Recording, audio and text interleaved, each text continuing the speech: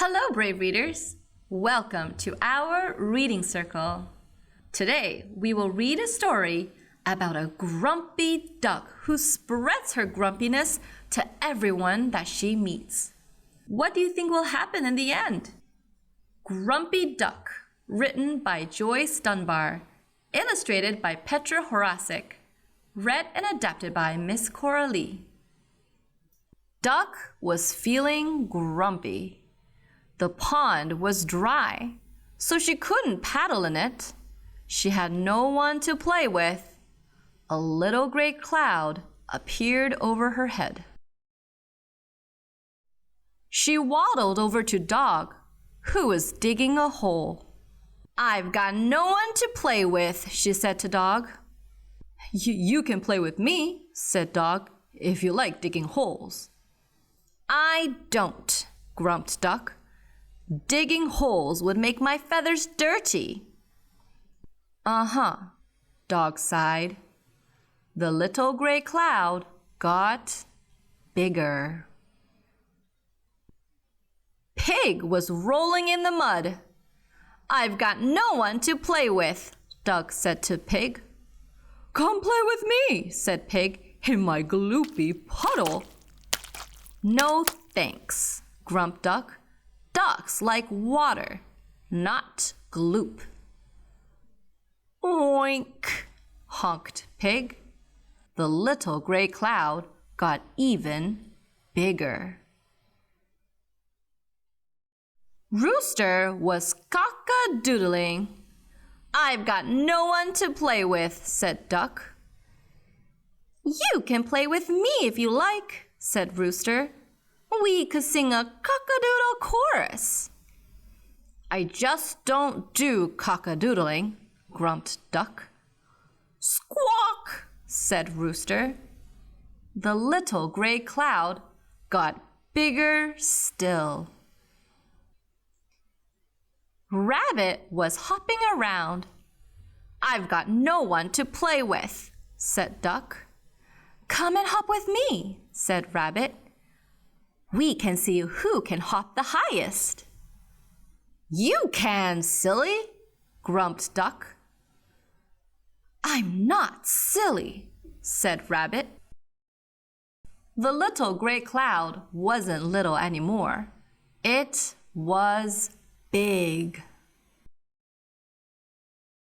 Tortoise was dozing in his shell. "I've got no one to play with," said Duck, tapping his shell with her beak. "You can doze with me," said Tortoise. "It's very peaceful." "Boring, more like," grumped Duck. "Tut," tutted Tortoise. Now the gray cloud was huge. "Cheer up, Duck," said Goat, who was busy eating the washing on the line. "I've got no one to play with," said Duck. "Share a snack with me," said Goat. "Here's a tasty t-shirt." "Ducks don't eat clothes," grumped Duck. "And neither should goats. You'll get a stomachache." "Oh, will I?" grumbled Goat. Now the great gray cloud was ginormous. It was a great gray blob hanging low overhead, so now all the animals were grumpy. Then something strange began to happen. The great gray cloud turned blue and purple and yellow until it was black. Sitting beneath this ginormous black cloud were a dog who had stopped wagging his tail, a pig whose ears were droopy, a rooster who was no longer cock-a-doodling, a rabbit who had lost his hop, a tortoise who had decided to stay in his shell forever and ever, a goat who scowled at the big black cloud, and a duck who was still grumpy.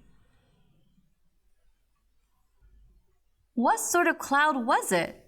Was it a gloom cloud or a mood cloud? Could it be, was it a grumpy duck cloud? Would it blot out the sun forever? Could it burst? Yes! Suddenly, there were splat, plop, plink, plitter, plat, dribble. Millions of big, shiny, wet, splashy raindrops. Duck spread her wings wide open. She splished and splashed and sploshed. Duck wasn't grumpy anymore. "I'm waddling in the rain, quack, quack," she sang. One by one, they all joined in. "I'm plopping in the rain, oink, oink. I'm barking in the rain, woof, woof. I'm cock-a-doodling in the rain. I'm hopping so high, hip hop. I'm drinking up the rain, slurp, slurp." "What a glorious feeling," bleated Goat. "We're happy again, just waddling and paddling by the pond," they all sang in chorus. And where was the big black cloud? Gone! In its place was a bright, shining rainbow. The end. Reflection time. What surprised you in this story? Whenever you're ready, share it with a friend or your family. Thank you for hanging out with us today, and we'll catch you later at our next reading circle. Have a good one. Bye.